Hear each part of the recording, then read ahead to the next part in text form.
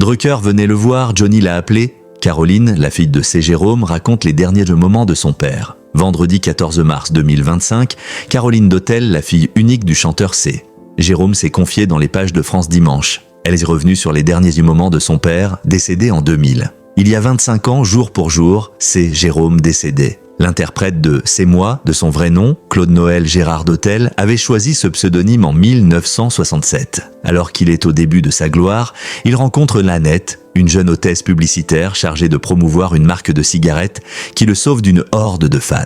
Sans hésiter, elle le fait monter à bord de sa DS. Touché par son geste, le chanteur l'invite à dîner pour la remercier. Le début d'une histoire d'amour qui va durer toute une vie. Vendredi 14 mars 2025, France Dimanche consacre quelques pages de son édition au chanteur, à sa carrière et à la maladie qu'il a emportée. Sa fille unique, Caroline Dautel, sort également de son silence habituel pour lui rendre hommage. Après une joyeuse carrière sur scène où il interprète Himalaya Manhattan, la petite fille de 73, ou encore Cindy, C. Jérôme manifeste dès 1997 des troubles digestifs. Il découvre alors qu'il souffre d'un leiomyosarcome, un cancer rare et agressif. Une tumeur de 3 kilos lui est retirée de l'abdomen, mais la maladie ne lâche pas prise. En 1998, elle revient, imposant une nouvelle intervention et des séances de radiothérapie. En septembre 1999, une troisième récidive l'oblige à subir encore une opération et 6 semaines de rayon. En janvier, la chimio le brise.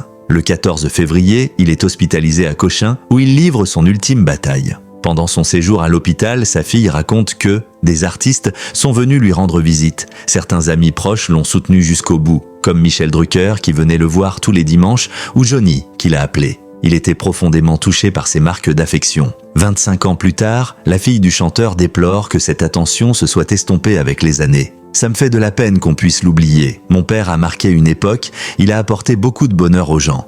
Je trouve dommage que ses chansons ne passent de plus en radio comme beaucoup de ses collègues artistes de la même époque d'ailleurs. Mais tant que des gens se souviennent de lui avec émotion, il ne sera jamais oublié.